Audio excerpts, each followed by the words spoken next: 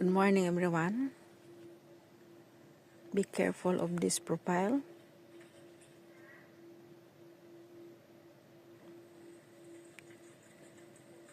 Be careful of this profile.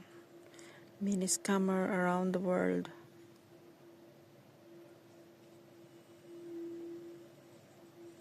Ayan. India pala ito. Ayan. He's holding India flag. So, okay, I want to show you something. Ito. Ang dami nilang nag-follow sa akin ng mga fake profiles. Wala nang pasa, iba naman ang ginagamit nilang picture.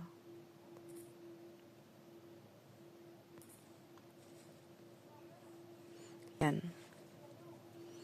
Siguro binablock ni Facebook yung kanilang binablock ni Facebook ang kanilang profile. Sana yon? Si Mr. Thank You. Yan, ito yung binablock ko. Kasi daw, ayan, nakita nyo yan. Did you see this one? They are scammers. Tapos saan ba yung isa? Saan yung si Mr. Thank You? They are connected from scammer. Or they are scammer. Nasaan na yung si Mr. Thank You dito? Nakita ko yun kanina eh. Ayan.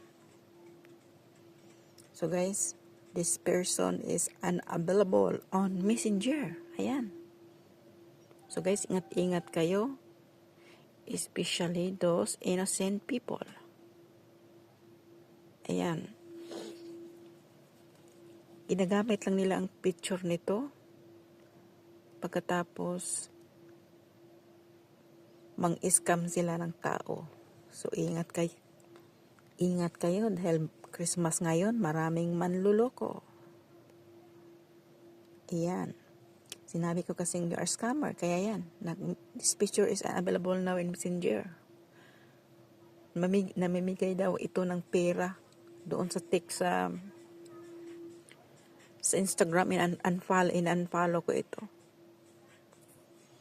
Ayan. So, careful, everyone.